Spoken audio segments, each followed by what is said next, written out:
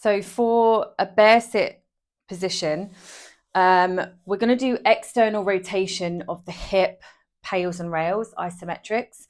So to come into your bear sit position, some people find it a little bit easier to lean back on something. Or if you feel any discomfort in the spine, the lower back in this position, or you find that you just can't sit up straight, you can prop a yoga block underneath your bottom and sit on that. It just makes it a little bit more comfortable. So we're going to just bring our knees up, open the legs so we have a stretch in the adductors. And if you've got the range of motion, you can turn your toes or feet out towards the side. Take your elbows and passively stretch the inside of the legs. Okay, so I'm going to use my elbows to open up my knees as wide as I can. So I want to just passively sit here in this stretch first for around 90 seconds to 2 minutes. After that, we're going to start our pails and rails contraction. So I want to try and keep my knees as far open as I can. Holding this position, our pails isometric for external rotation of the hip is driving the feet. So I've got the outside of the feet on the floor. I'm going to drive my feet down into the floor. So I'm going to push my feet down while keeping this stretched open leg position. So that's my pails contraction. The pails contraction, driving those feet down, I'm going to feel it on the outside of the legs.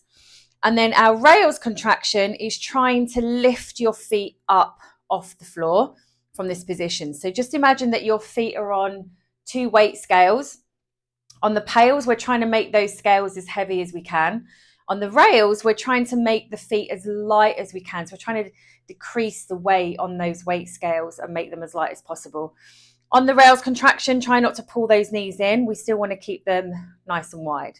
All right, so after your stretch, holding this position for around 2 minutes, we start our pails contraction of driving those feet into the floor.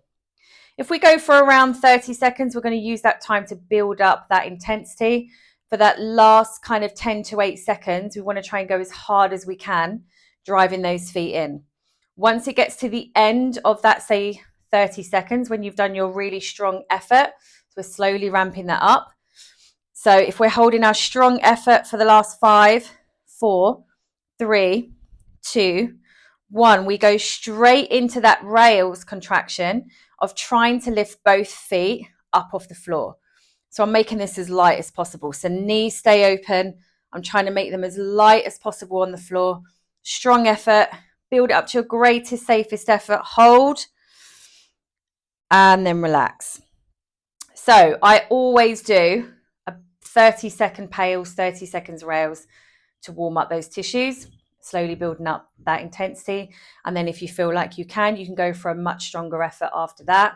If you are doing this for a max effort set to improve range of motion, you want to think kind of 6 to 8 seconds max effort, and then the same amount of time on that rails contraction. But on the pails, you always build that up. So think 20% effort, 40, 60, 80, really driving that tension throughout the whole body. And then max effort, everything squeezes, driving that pails contraction.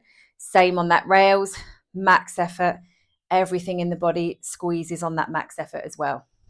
So that's external rotation of the hip from a bear sit position.